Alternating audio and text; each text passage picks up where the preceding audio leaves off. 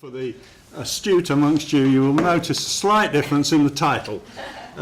Basically, Marco and I have been trying to think about what the role of ideas is in employment relations. It seems to us that most of the, if we go on to the next slide, Mark, most of the discussion on ideas really takes a very high-level view. So if we look, for example, at something like Beccaro and Howells, talk about neoliberalism as an economic philosophy inspires a set of economic policies.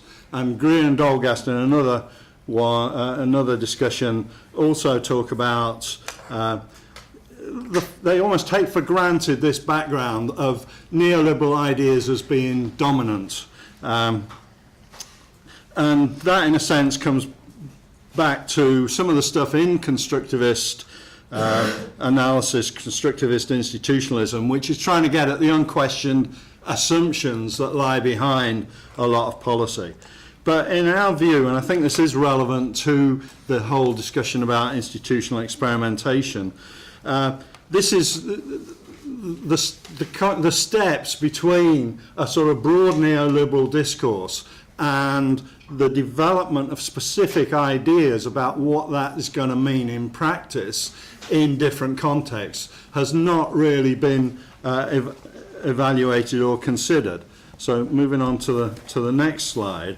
Can ideas have an independent influence of their own, even though their uptake is affected by other conditions? This is really what we're trying to get at, what we're trying to disentangle. Is there something about ideas that means, as this political scientist Parsons says, it's not Tolcott Parsons, another one, ideas impart a distinct shape that is not merely an echo of responses to the other aspects of the context. In other words, that ideas are more than simply instruments in the hands of the hegemonic actors at any one point in time. So we think that the Weber's approach, where he talks about ideas as like switchmen, is helpful in overcoming this sort of dualism. So we don't want to look at ideas as some sort of free-floating phenomenon, but rather as something that happens that can nudge or push policy in a new direction once ideas have been articulated, once they've been communicated, once they've got an audience, once they've got a logic. But all of these things have to be socially constructed. Ideas emerge from distinctive forms of social organisation that make them thinkable, that make them communicable, that make them viable.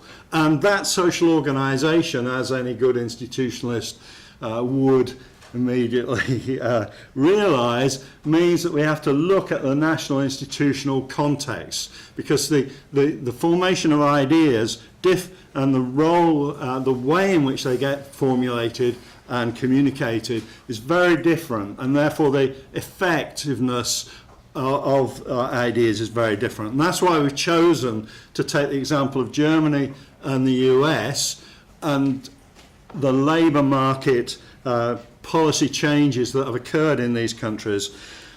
We want to embed within that analysis something about how the social organisation of ideas makes a difference, makes an independent difference on the outcomes. So we're partly about developing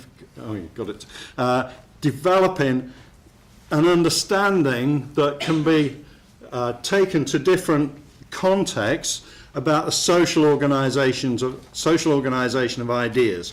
Who and what organisations have the right to speak to political ideas, to political elites on political issues? How do these groups amplify their voice in relation to shaping public debate beyond elites? Where does this legitimacy come from, and how these groups link together? And so that's the sort of set of questions that we take. And here there's the book by Campbell and Pedersen called National Knowledge Regimes, which compares US, Germany, Denmark and France, doesn't use this term social organisation of ideas, but it's sort of along the same sort of lines as we're trying to get at. So where do we start with the social organisation of ideas? Well, we take an institutionalist view that ideas are produced within the state, and questions of the state and how the state is constructed, questions of the educational system, universities, how they construct their sets of ideas, whether collective bodies such as employers and trade unions make an effort to create ideas, do they have capacities to engage with this, and then importantly civil society actors in think tanks, advocacy groups, etc. So if we're thinking about an institutional structure for the social organisation of ideas, we can think about who are the actors who are involved, what are the rules of the game, who has authority to speak, what are the hierarchies of prestige, what are the networks of competition, and what is the external connectedness to international actors.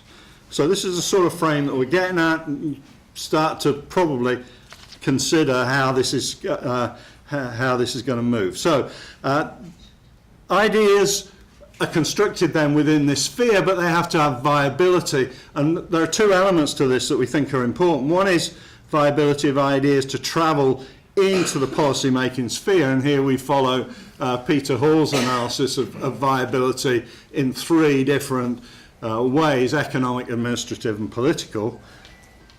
Okay, that's my 7 minutes. I'm almost finished. And then the second is this question of which Vivian Schmidt discusses about who are you trying to communicate to, elites or electorates, and this makes quite a bit of difference.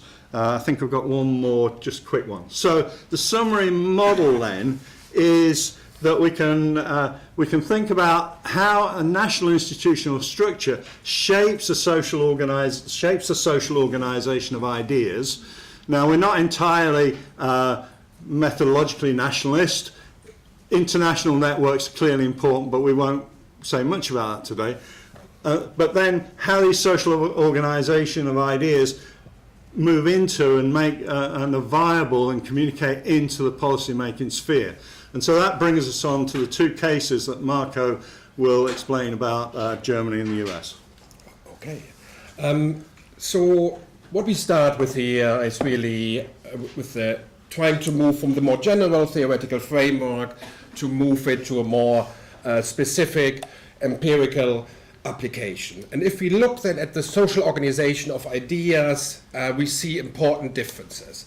Labor unions and employers organizations have an inside track, and there's a certain corporatist tradition in the area of labor market policy. In the United States, they're more an outside player. You also have really a relationship between labor unions, employers with the political sphere, so they're really integrated into the system there. In the US, they are more of an outside pressure group.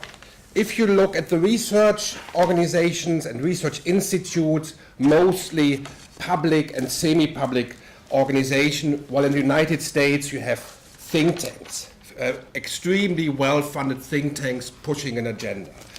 In Germany, you have think tanks associated with the political parties, so publicly funded. At the same time, the unions and the employers' organization have their own think tanks, but they function differently to the American ones. And you have really kind of an interconnectedness and really several connections in the political sphere between administration, labor unions, and employers' organization, the research institute, that really filter ideas, filter out certain types of ideas and allow other ideas to really survive, right? And in the United States, you lack such integration. What you then have in the United States is really the strong role of labor advocacy group, right? And on the left, but also on the right, pushing really agenda respectively and pushing for very different sets of ideas, while the advocacy groups have a much more limited role in Germany. Let's look at some empirical vignettes. I can't fully develop the cases, right? But with a broad brush, you had in the 80s and 90s a stable pattern of labor market policy making. You had a connection there, the labor ministry, connections with the Labour Party, with the labor groups in the Conservative Party, in the Social Democratic Party, a very tight and small policy space. And they usually came up with the same set of labor market policy. One was further training, and the other one was more early retirement, and you had then an early retirement age of 57, 58, and you had a decreasing labor market participation rate in Germany, and it also didn't address the problem of unemployment. So, but fairly stable, and no other really liberal ideas of labor market reforms were coming through in this policy space. In the 2000s, you had experimentation in the German model, and it's really you had a change of the social organization of ideas. The previous pact for employment, a social pact, was discontinued. The employment agency, the Federal Employment Agency, pushed out employers and labor unions out of the governance of this very important social institution, and an independent expert commission who packaged policy ideas in a very different way came in to propose labor market liberalization. So you had really a disruption of the previous pattern of developing policy ideas. But interestingly, after the economic and financial crisis, you had really kind of almost a switch back to corporatist instincts and traditions, coping with the financial and economic crisis. And most recently, a paper by Bosch developed how the minimum wage is really set by the social partners, kind of in consultation with each other again. So, and that gives you a bit of a flavor of policy making in the labor market area in Germany. In the United States, a very different pattern. In the 1980s, we know the story of labor market liberalization, and importantly, think tanks play a very important role in that. In this case, the Heritage Foundation, they developed a mandate for leadership, which was at the beginning of the term distributed to each cabinet member. And then really 60-70% of that agenda were really implemented, and of that blueprint of policy making. In the 90s, there was an attempt to develop policy through the Dunlop Commission. There was a comprehensive reform proposal, but which failed actually. There was some labor market activation policies, but the discourse had actually already shifted to the right to some extent. And what you then have emerging more forcefully in the 1990s is really a polarized, fragmented landscape. On the left, you have advocacy groups, but also think tanks, Jobs with Justice, Center for American Progress, pushing for a left-wing agenda, living wage campaigns, the campaign for $15, and on the right, you have the opposite type of campaigns, right to work, free labor markets, 2 minutes. And so they're really polarized, and there's no exchange between these two camps, and they're battling out at each of the different levels. I probably can't go into the different mechanisms here, so I have to wrap up.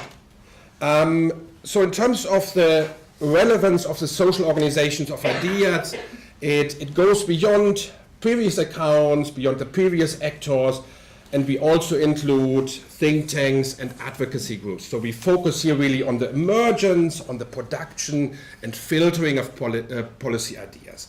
Obviously, there are connections with the employment relations system, but also with the political system. But in this space there, that's where ideas are created, filtered, and produced. It provides a basis for comparative analysis based on past dependency, where you can figure out where ideas come from, how they are produced, and how they develop over time, and really have an impact in the different political economies. And we think this type of framework allows us to also address other big current questions at the moment, digitalization and the nature of employment, and that plays also out very differently in different national political economies, or big data and artificial intelligence would be others. And obviously it could also be connected to the transnational level, but probably we have enough on our plate already. Thank you very much.